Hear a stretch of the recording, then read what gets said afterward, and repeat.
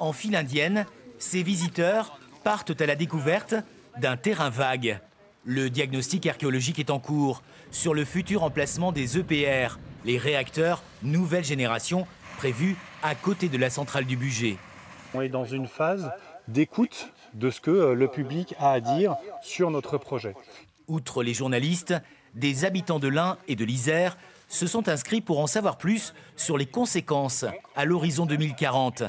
Il est d'abord question de l'eau du Rhône, toujours nécessaire. Vous avez ici les données dont nous avons besoin pour une tour de réfrigération pour refroidir un réacteur. Et c'est de l'ordre de 5 mètres cubes par seconde. 5 mètres cubes, alors que le débit moyen est ici de 400 mètres cubes seconde.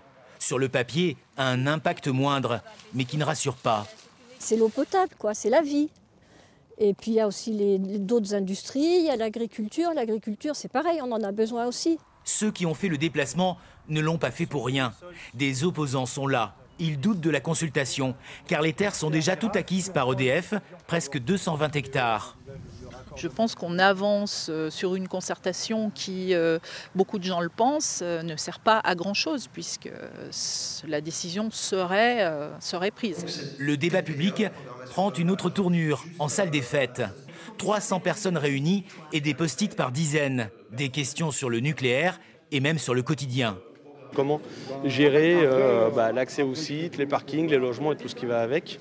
8000 personnes sont appelées à travailler pour faire sortir de terre cette nouvelle centrale. 2000 resteront ensuite. La promesse d'un dynamisme économique qui séduit. Je viens juste pour assister au débat, voir un peu ce qui se dit.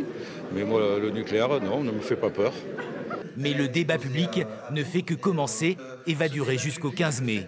Le débat public, il intervient à un moment où aucune autorisation administrative n'est donnée et aucun financement n'est attribué. C'est en ça, effectivement, que le projet n'est pas fait. L'un des derniers grands projets suivis par la Commission nationale du débat public aura été le projet de barrage Rhône-Énergia à 2 pas d'ici, un projet abandonné depuis par l'État en août dernier, notamment en raison de l'opposition d'une partie de la population. Cette fois, aucun camp ne semble avoir le dessus. Le débat est donc ouvert.